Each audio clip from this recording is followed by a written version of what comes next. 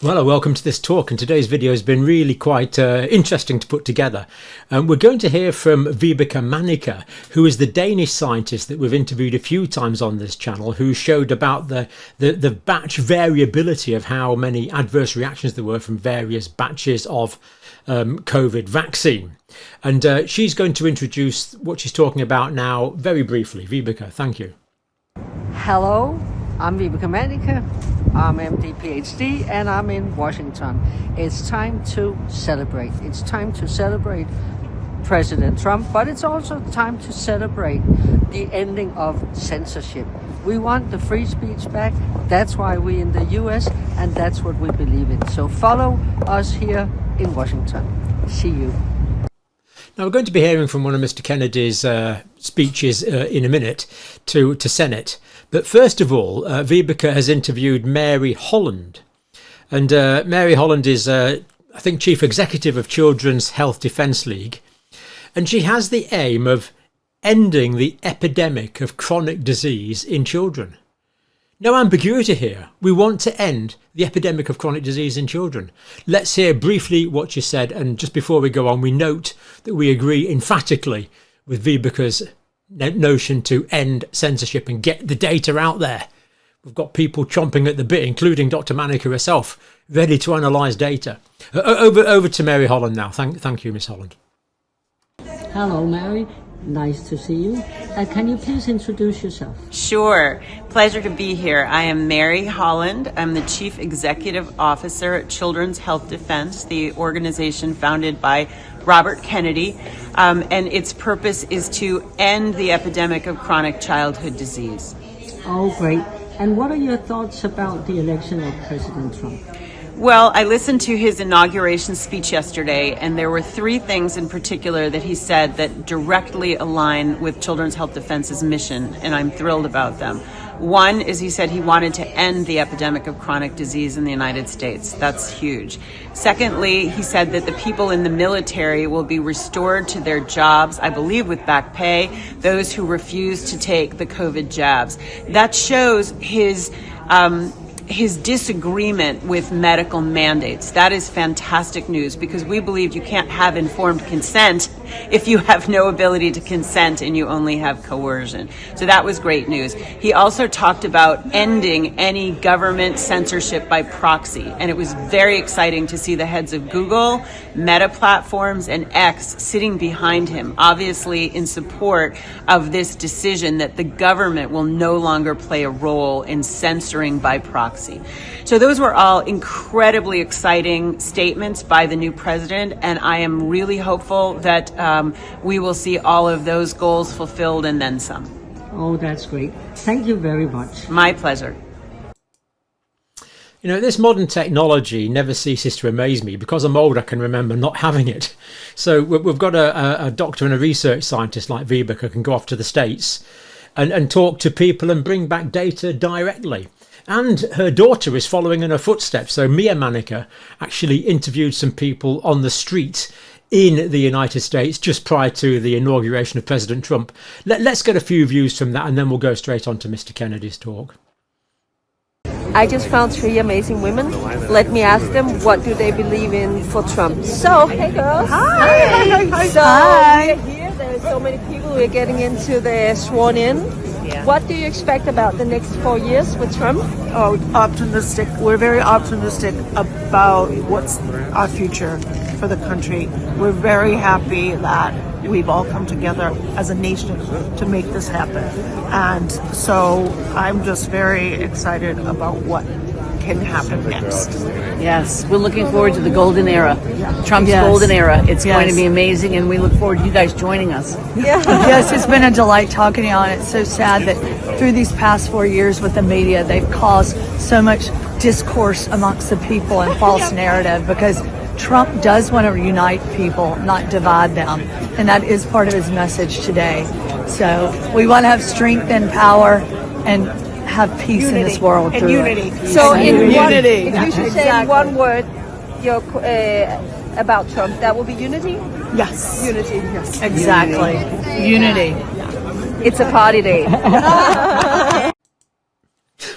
Well, fantastic. Now, I don't know the name of those three ladies that Mia interviewed, but if they're watching, leave your names in the comments if you'd like to. I know that you're happy to be on the channel, so thank you for that.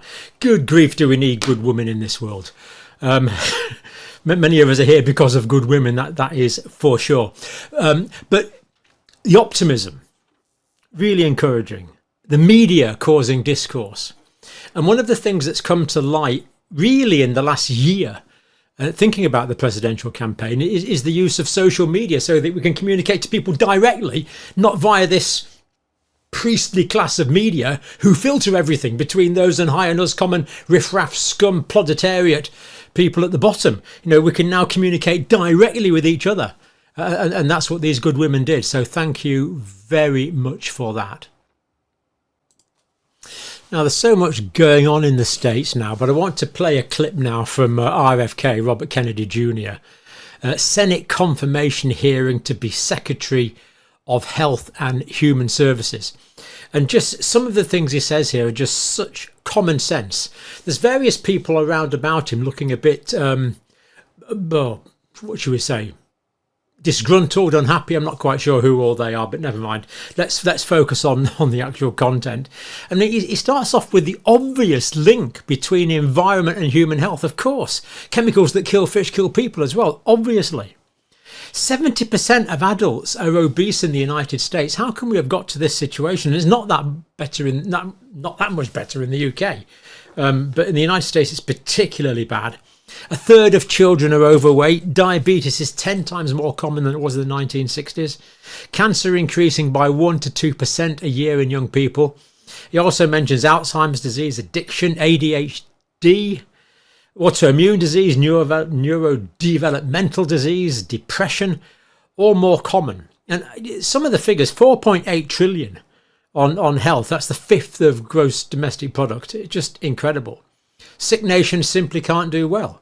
And, you know, why people would oppose this pure common sense is really quite strange to me. I mean, people on both sides of the aisle are supporting it, the Make America Healthy Again movement, but other people in this hearing did look a bit grumpy, to be quite honest. And the chronic diseases, it's the poorer people that are affected worst. Poorer people are affected more with chronic diseases than more affluent people. We should be defending people with most difficulty in society. Absolutely incredible. And he points out he's not anti-vax, he's pro-safety.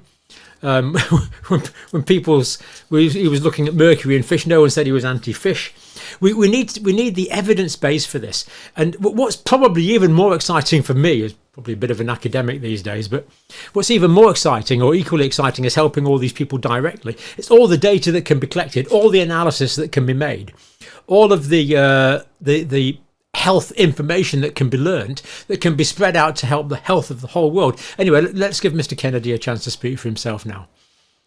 This has always been a family that has been involved in public service, and I look forward to continuing that tradition.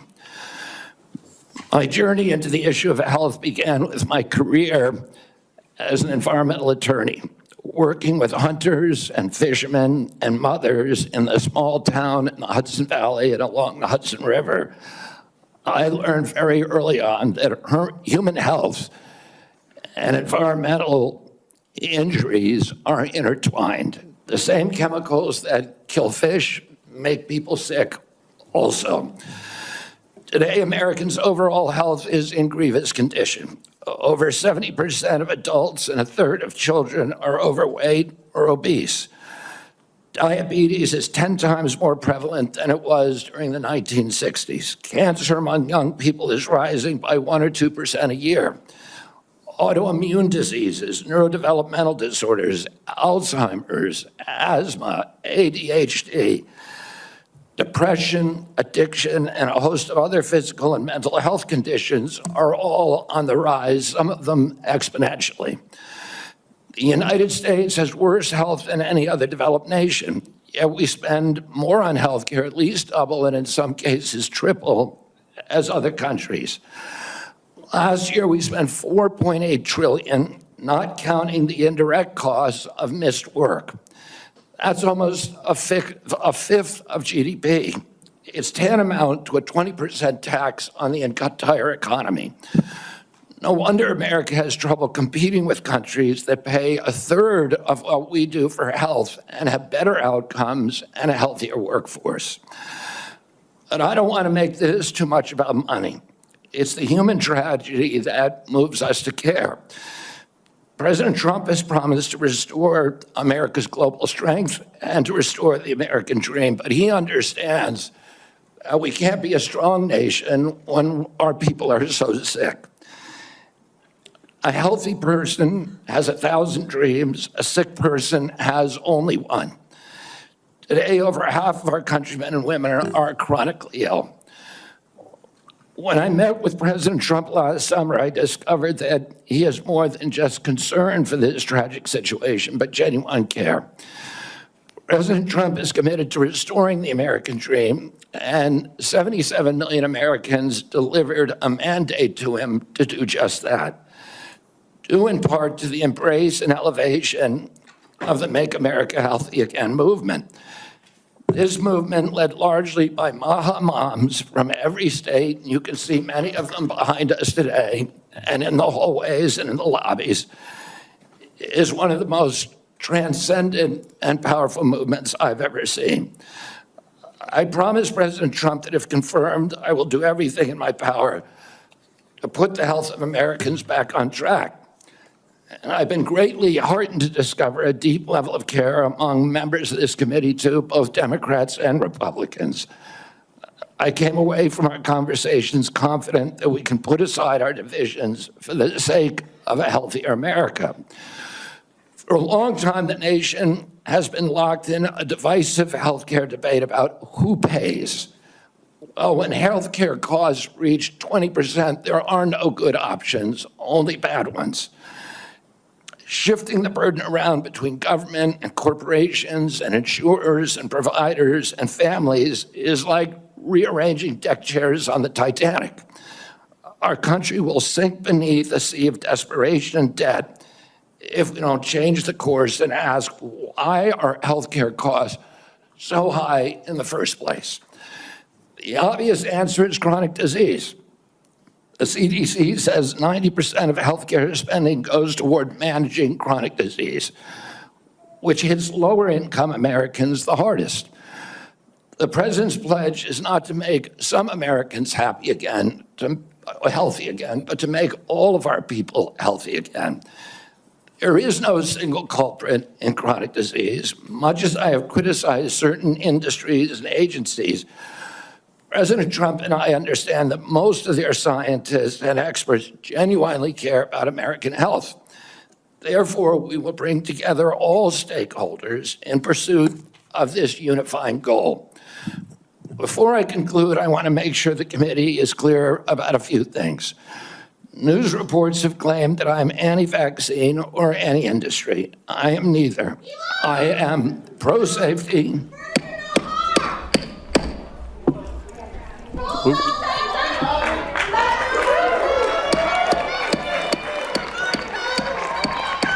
have order. Please proceed, Mr. Kennedy. I am pro-safety. I worked for years to raise awareness about the mercury and toxic chemicals in fish, and nobody called me anti-fish. And I believe that that vaccines play a critical role in healthcare. All of my kids are vaccinated. I've written many books on vaccines. My first book in 2014, the first line of it is, I am not anti-vaccine, and the last line is, I am not anti-vaccine. Nor am I the enemy of food producers. American farms are the bedrock of our culture, of our politics, of our national security. I was a 4-H kid, and I spent my summer working on ranches. I went to work with our farmers. I want to work with our farmers and food producers to remove burdensome regulations and unleash American ingenuity. MAHA simply cannot succeed without a partnership, a full partnership of American farmers. In my advocacy, I've often disturbed the status quo by asking uncomfortable questions. Well, I'm not going to apologize for that. We have massive health problems in this country that we must face honestly. And the first thing I've done every morning for the past 20 years is to get on my knees and pray to God that he would put me in a position to end the chronic disease epidemic and to help America's children. That's why I'm so grateful to President Trump for the opportunity to sit before you today and seek your support and partnership in this endeavor. I will conclude with a promise. The members of this committee, to the President, and to all the tens of millions of parents across America, especially the moms, who have propelled this issue to center stage. Should I be so privileged as to be confirmed, we will make sure our tax dollars support healthy foods.